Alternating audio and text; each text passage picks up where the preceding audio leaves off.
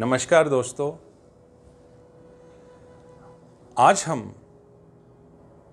आपकी होरोस्कोप में किसी भी स्त्री के श्राप या ऋण के बारे में बात करेंगे। क्या ऐसा कारण है जो आपकी पिछली जिंदगी में आपसे गलतियां हुई वो आपको इस जीवन में भोगनी पड़ रही हैं? क्यों आपकी मैरिड लाइफ खराब है सब कुछ अच्छा होते हुए भी? उसके कारण लिंक होते हैं आपके पिछले जन्म के साथ। पिछले जन्म में आपने अगर अपनी बीवी को, अपनी पत्नी को मारा बिना किसी बात के, आपने अपनी वाइफ की प्रेगनेंसी खत्म करी कोई भी टेम्पटेशन देकर, किसी भी तरह का लालच देकर, आपने वाइफ की प्रेगनेंसी कोई भी झूठ बोलकर खत्म करी, तो ये ऋण आप पर इस जन्म में नजर आ ही जाएगा। आपको वो सुखी नहीं रहने देगा। अगर आपने पिछले जन्म में अपना एक्स्ट्रा मैरिटल रिलेशन छुपाने के लिए अपनी वाइफ को बहुत बुरी तरह से पीटा कि वो आगे से कुछ ना बोले, तो इस जन्म में स्त्री ऋण के इफेक्ट्स बहुत प्रोमिनेंट नजर आते हैं और आपको इससे बचना बहुत मुश्किल हो जाता है, क्योंकि आपकी जन्म पत्री में दूसरा, सातवां घर दोनों ही बुरे फल देने शुरू कर देते हैं। आपकी पार्टनरशिप्स कोलैप्स कर जाती हैं। शुक्र भी आपको बुरे फल देना शुरू कर देता है। आपके पास सब कुछ होते हुए भी आपको कोई फील ही नहीं होता। आप जिंदगी में कभी कुछ एंजॉय नहीं कर पाते हो। अगर आपके बर्थ चार्ट में सन, मून और राहु तीनों इकट्ठे दूसरे या सातवें घर में आ जाएं, शुक्र के साथ आ जाएं या शुक्र के बिना भी आ जाएं, तो ये समझिए आपकी कुंडली में स्त्री ऋण है। आपको किसी स्त्री का दोष लगा हुआ है। क्या सिम्टम्स रहते हैं इसके? इन लोगों की मैरिड लाइफ बिल्कुल स्पॉइल्ड होती है, बिल्कुल खत्म होती है मैरिड लाइफ इनकी। मैरिड लाइफ देखने में बहुत सुंदर लगती है।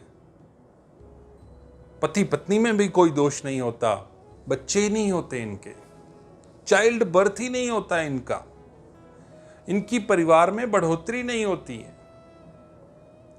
इन लोगों में आम तौर पर देखा गया किसी भी शुभ कार्य से पहले, यानी कि if you start celebrating something, आपने कुछ भी शुरू किया सेलिब्रेट करना, घर में किसी की मौत हो गई, शादी करने लगे हो, किसी की मौत हो गई, कुछ भी बुरा होना, किसी भी अच्छे काम से पहले इनके घर में एक रेगुलर फंक्शन होगा। ऐसे जातकों को कोई लाइलाज बीमारी भी लग जाती है। घबराने की कोई जरूरत नहीं है। जो कुछ भी आपसे पास्ट लाइफ में जाने या अनजाने में गलतियां हुई, आप उनका भुगतान, आप उस पाप का पश्चाताप इस जन्म में भी कर सकते हैं। आप कुछ एक पैसे निकालिए और उतने ही अमाउंट के पैसे अपने 10 ब्लड रिलेटिव से ले लीजिए। उन सभी पैसों को इकट्ठा करिए और गौशाला में जाइए और कम से कम उन पैसों का चारा या कुछ भी जो गाय के लिए अच्छा हो, कम से कम 100 गायों को आप खिलाइए। आपको उसी दिन से फल प्राप्त होगा। अगर आपके रिश्तेदार पैसे नहीं दे सकते या देने में आनाकानी करते हैं, तो आप सपोज 1000 रुपये आप निकाल के रख लीजिए, 2000 निकाल के रख लीजिए, जो आपकी समर्था है उतने निकाल के रख लीजिए। उन पैसों को 10 गुना पैसे और डाल के 40 दिन के भीतर आप 100 गायों को किसी भी तरह का चारा, कुछ भी हेल्दी खाने के लिए दीजिए, और गायें वो हों जो दूध देती हों, जिनके बच्चे हों। और कभी कभी आप अपनी वाइफ को कुछ ना कुछ गिफ्ट ज़रूर देते रहें। ऐसा करने के बाद आपके लाइफ में, आपकी मैरिड लाइफ एकदम ठीक हो जाएगी। जिनके बच्चे नहीं हैं, बच्चे हो जाएंगे।